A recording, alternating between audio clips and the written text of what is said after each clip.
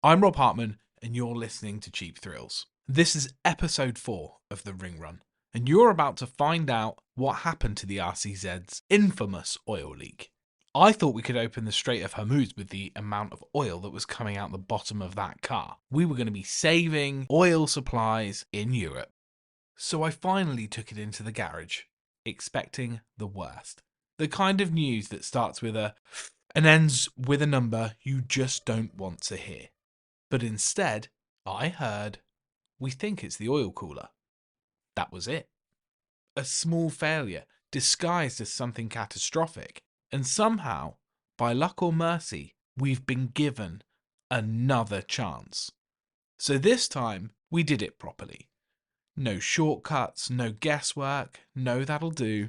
Just a clean fix. Tightened, sealed, sorted.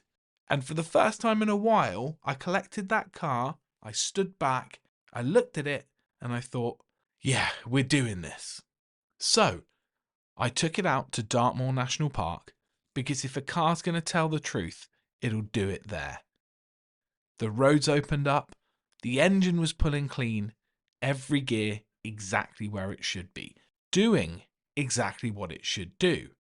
We stopped for a moment, not because we had to, but because we wanted to. Because behind the car, there was a magnificent rainbow that stretched all the way across the skyline. Perfect, still, quiet. And it felt almost magical. The kind of moment that makes you think, maybe everything's all right now. I could hear in the background the engine was idling, softly and calmly, as I set up my shot. I was waiting for the rain to stop to get that perfect rainbow car Dartmoor moment. And then it changed.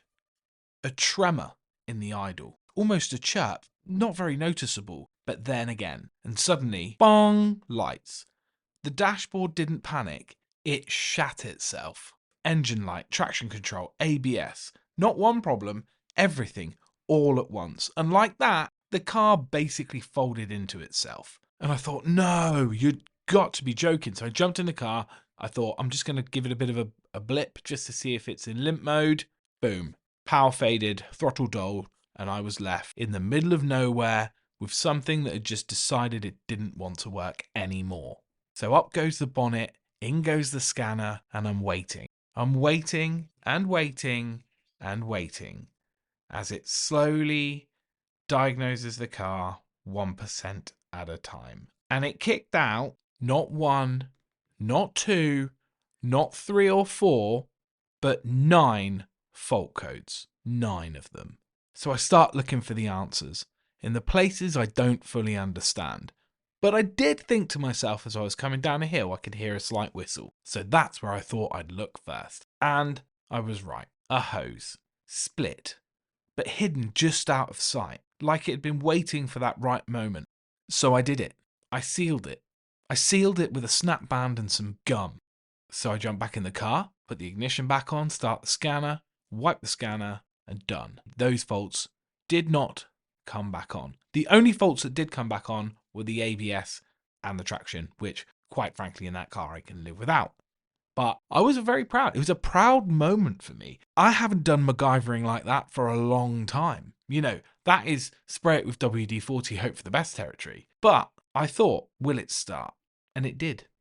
It was smooth. It was quiet, like nothing had happened. So I thought, fuck it. We're here now. Let's get the shots we wanted to get. And I carried on. Because that's what I do. If it happened again, well, we're chewing some more gum and finding something. I'd wrap it with a plastic bag if I had to. But, you know, we're secure and we're safe at the moment.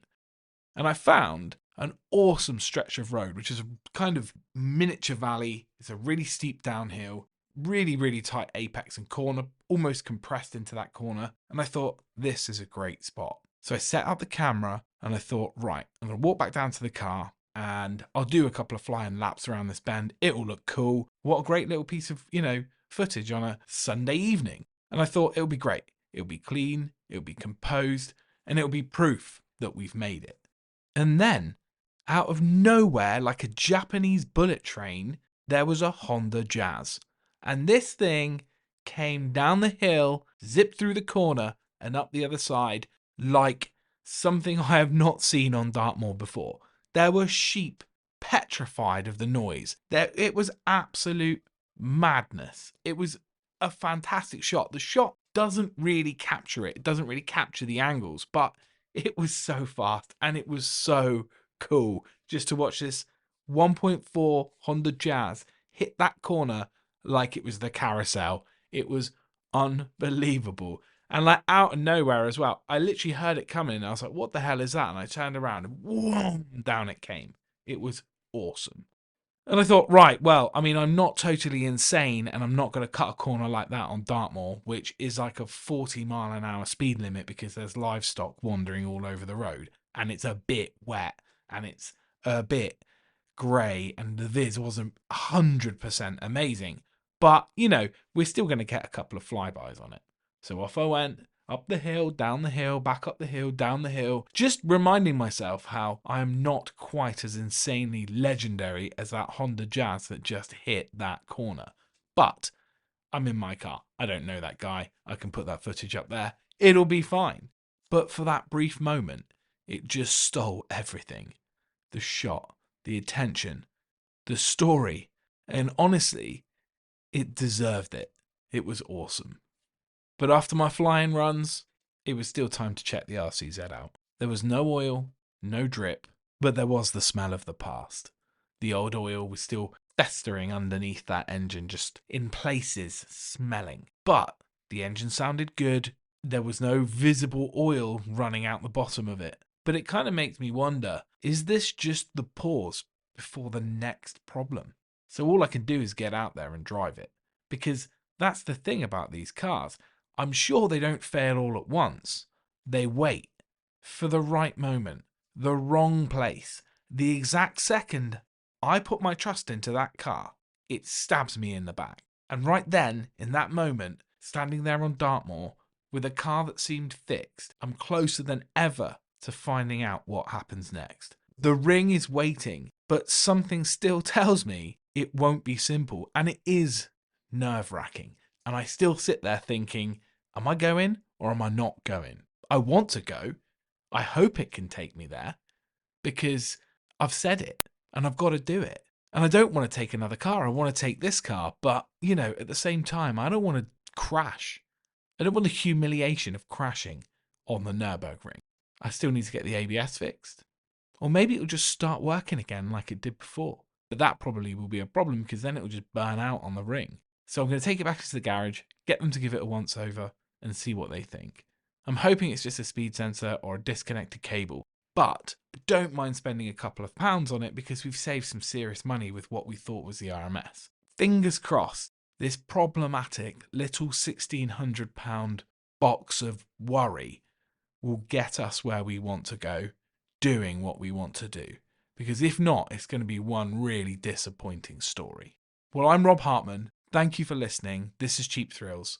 If you want to be part of this story, because I have a feeling it's about to get really exciting, give me a follow and I'll be keeping you updated as we go. Bye for now.